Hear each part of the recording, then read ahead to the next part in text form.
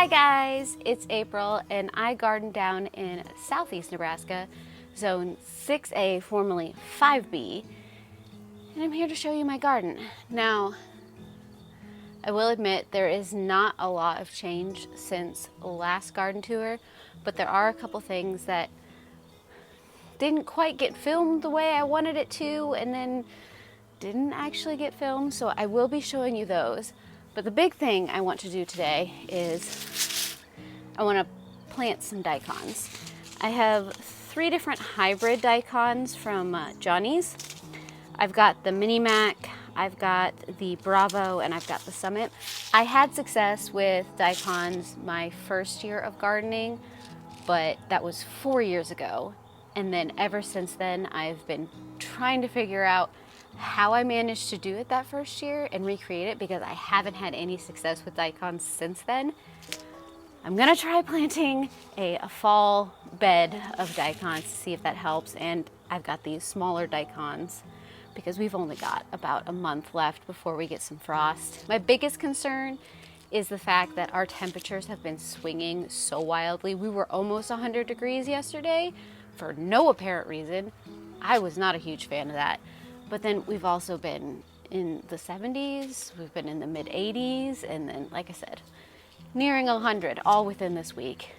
Temperatures in the evening are usually 45 to 55, somewhere in there.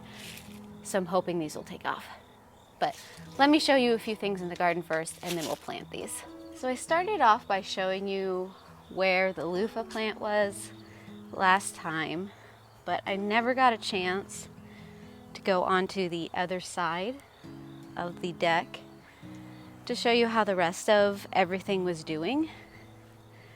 And mainly because it is so hard to get over there, especially with a camera in your hand.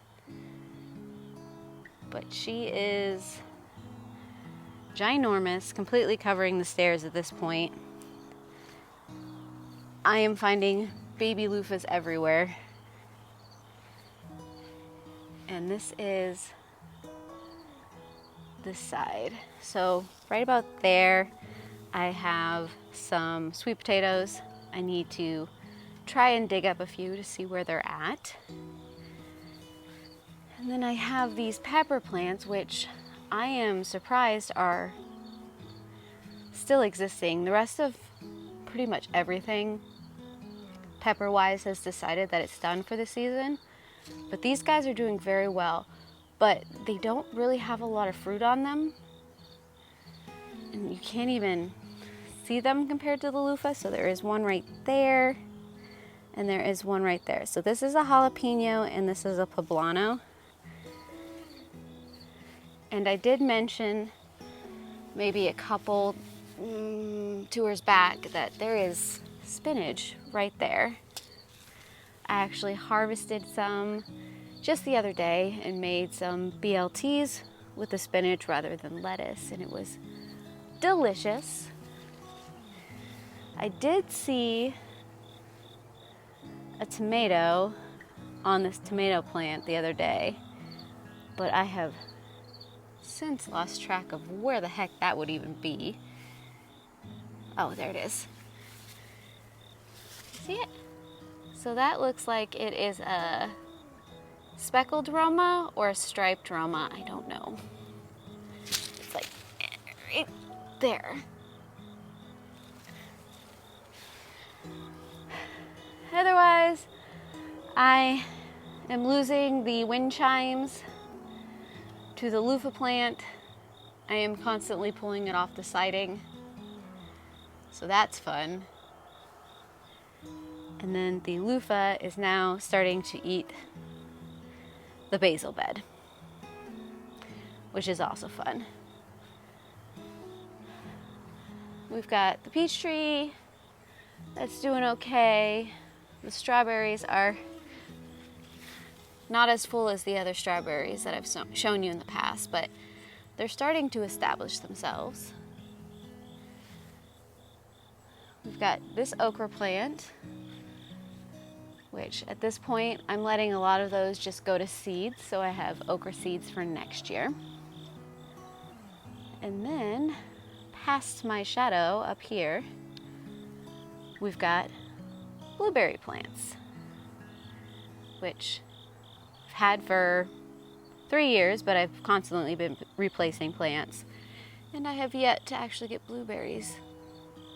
So here's to hoping next year I get blueberries.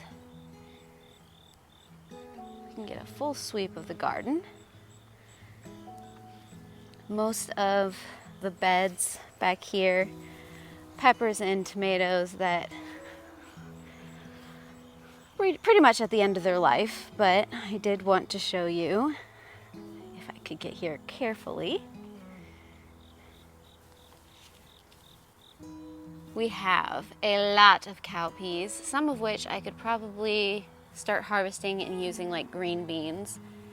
I have been fighting the dog with these peas because he loves to snack on these, and I have caught him several times just pulling what he wants from the plant, which I can't fault him.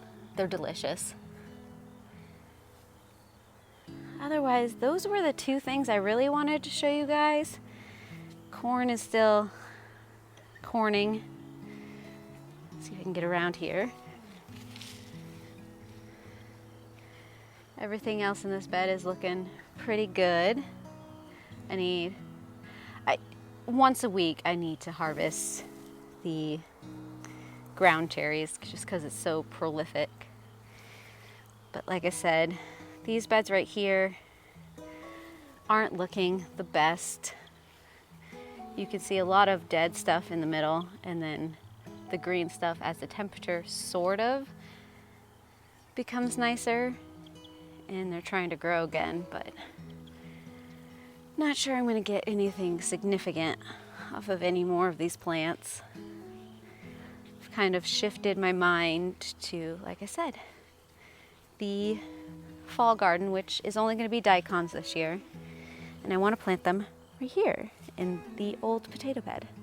So I'm going to get you set up, and then we'll do this. Like I said, I've got 3 varieties of daikons. I'm only going to probably do the front half of this bed, not even half probably, this front third of the bed. Right about here, so about a square foot of each of these. And I'm going to hope that the roly-polies go for the mulch rather than my new plants. I think I'm going to do these in alphabetical order so I remember how I planted them. So we've got the Bravo, we've got the Mini Mac, and we've got the Summit. Okay. Something kind of like that. I'm not doing this very scientifically, I'll be honest. I have used the square foot methodology in the past, and that has worked out okay. But when you've got only so long before you have to go in for your morning meeting, you do this on the fly. So that was the Bravo, which is a purple daikon. And I believe the Mini Mac and the Summit are both white daikons.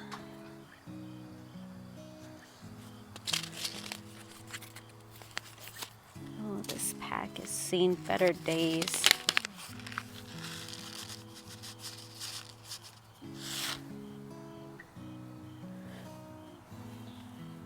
I'm trying to put just one in a hole, but sometimes you get 2.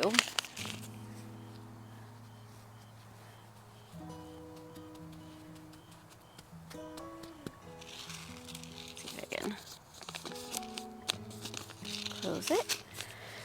So that's the Mini Mac, and then we have got, what did I say this one? Summit. And these are older seeds, so if I do get multiples in a hole, I'm not stressing.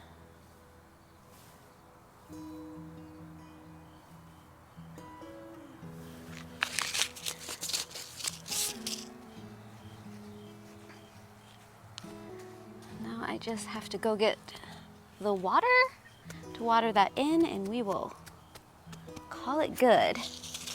So I will be right back.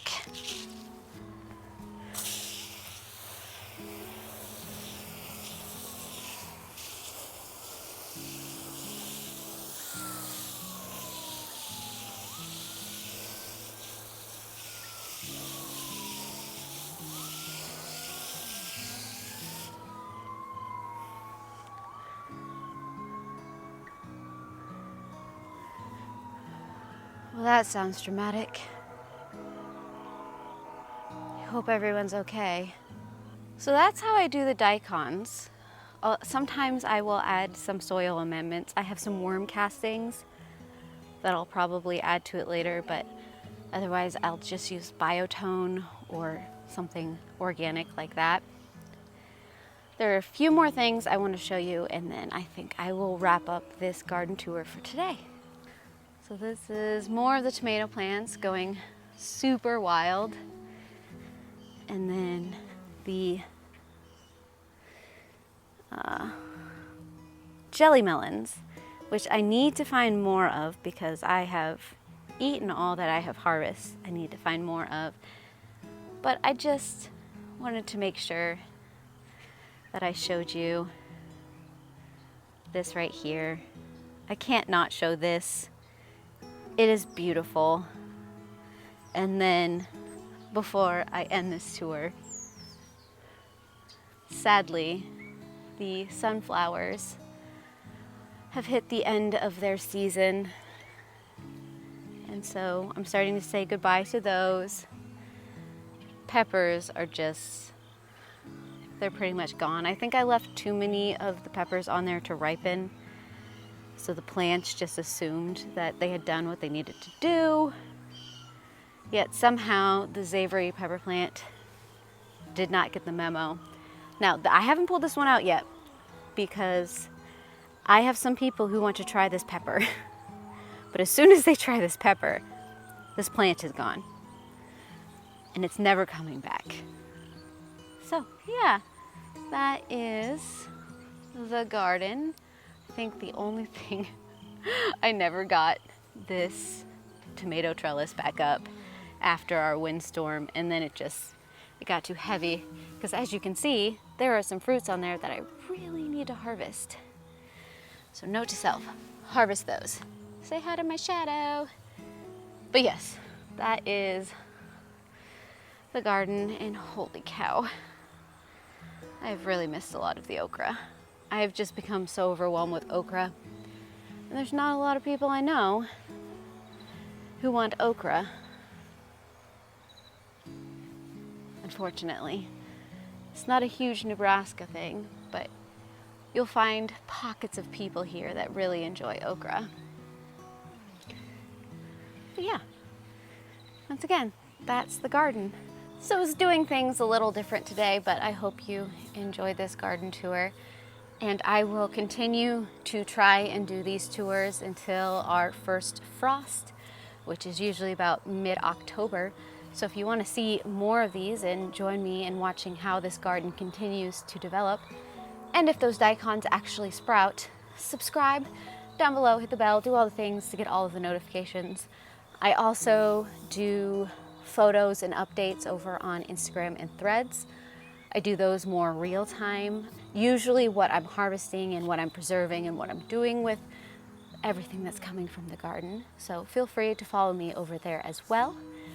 But that is all I have for you today. I do hope I will see you again in another video, and I heart you beautiful faces. Bye.